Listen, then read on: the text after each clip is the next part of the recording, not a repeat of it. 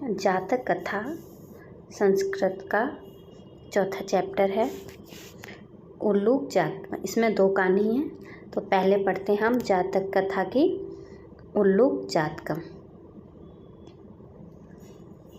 प्रथम कल्पे जना एकम भिरूपम सौभाग्य प्राप्तम। अतीते मतलब प्राचीन काल में, प्रथम कल्प में, प्रथम युग में जना माने लोग, एक भी रूपम मतलब एक विद्वान और सौभाग्यशाली को राजा बनाया। तो यही अर्थ है सौभाग्यशाली। सर्व कार्य परिपूर्ण पुरुषम राजा नाम कुर्वन्, और सर्वगुण संपन्न। सर्व कार्य परिपूर्ण का अर्थ क्या हो गया? सर्वगुण संपन्न पुरुष को राजा बनाया। पुरुषम मतलब पुरुष को राजा नाम कुर्वन् माने बनाया। चतुर्पदा अपि सन्निपत्य एक सिंहम राजा नाम कुर्वन्, और चौपाइयों, चतुर्पदा माने चौपाइयों ने, अपि माने होता भी सन्निपत्य माने इकट्ठे होकर एक शेर को राजा बनाया। तथा सगुनिगणा हिमवत् प्रदेशे एक अस्मिन् पाषाणे सन्निपत्य मनुष्येषु राजा प्रज्ञाते तथा चतुर्पदेषु च। मतलब तत्पश्चात उसके बाद सगुनिगणा ने, पक्षी गणों ने भी हिम्मत मतलब हिमालय प्रदेश में एक अस्मिन पाषाणे मतलब एक चट्टान पर, सन्निपत माने इकट्ठे होकर, मनुष्य में राजा बनाया।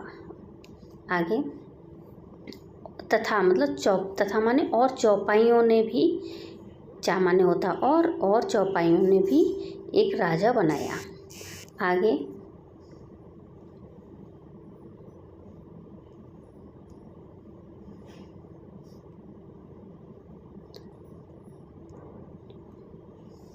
अस्माकं पुनरन्ते राजा नास्ति।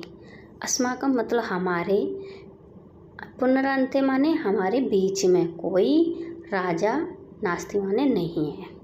अराजको बासो नाम न वर्धते, बिना राजा के रहना उचित नहीं है।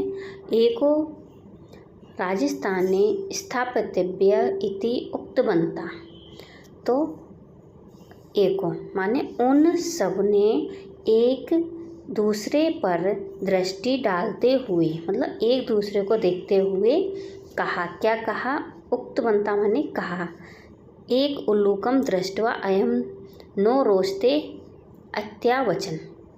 मतलब एक दृष्टवा माने देखकर, किसको? उल्लू को। उल्लू को देखते हुए कहा, हमें ये पसंद है, यह पसंद है।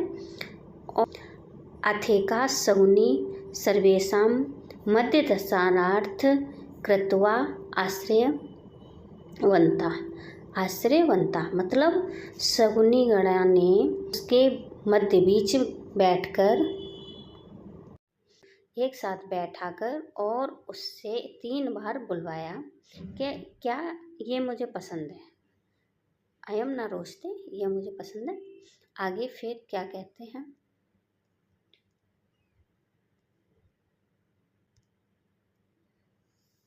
तथा एका काका उत्थाय तिष्ठ तावत् अस्य तस्मिन् राज्याभिषेके काले एकम एवं रूपम मुखम क्रोधस्य, यहाँ पर मिस्टेक है, चा कीदृशा भविष्यन्ति। तो तथा माने तब एक कौवा उठकर, काका माने कौवा, उत्थाय माने उठकर बोला। क्या बोला? तिष्ठन्ति तावत् थोड़ा ठहरो, अस्मिन मतलब राज्य अभिषेक के समय, इसका मुख मतलब जो उल्लू होता है उसका मुख देखने में एकदम भयानक होता है। तो वही बात यहाँ पर कह रहा है कौवा के राज्य अभिषेक के समय इसका मुख देखो ऐसा है, तो क्रोध आने पर भला कैसा होगा। अनेन ही क्रोधेन अवलोक्ता वयम तप्त कटाहे प्रतिछिल्लत इव तत्र तत्रैव थम छड़ाया। मतलब उसने क्या कहा? इसके क्रोध आने पर देखो इसका मुख कैसा होगा। कैसा होगा कहने का क्या है? अब लुप्त्या दे होकर धन क्रोधित होकर इसका मुख जो है कैसा होगा, तप्त कटाहे मतलब गरम कढ़ाई में डाले गए तिल के समान, और तत्र अत्रेव मतलब जहाँ के तहाँ जल जाएंगे, कटाहे की तरह जहाँ के तहाँ जल जाएंगे।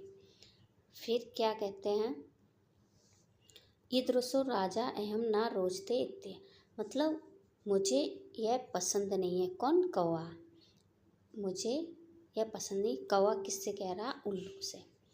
और एव मुक्तत्व अहम ना रोचते इति रुवन आकाश से उत्पत्त, और ऐसा कहकर कौवा जो था चिल्लाता हुआ आकाश में उड़ गया। उल्लू के अपि उत्थाय आगमन धावत, उल्लू भी उठा और उसके पीछे दौड़ा, किसके, कौवे के पीछे। तथाभ्यम तो अन्यो बैरणम, और तब से लेकर अब तक इन दोनों में वैर हो गया। आगे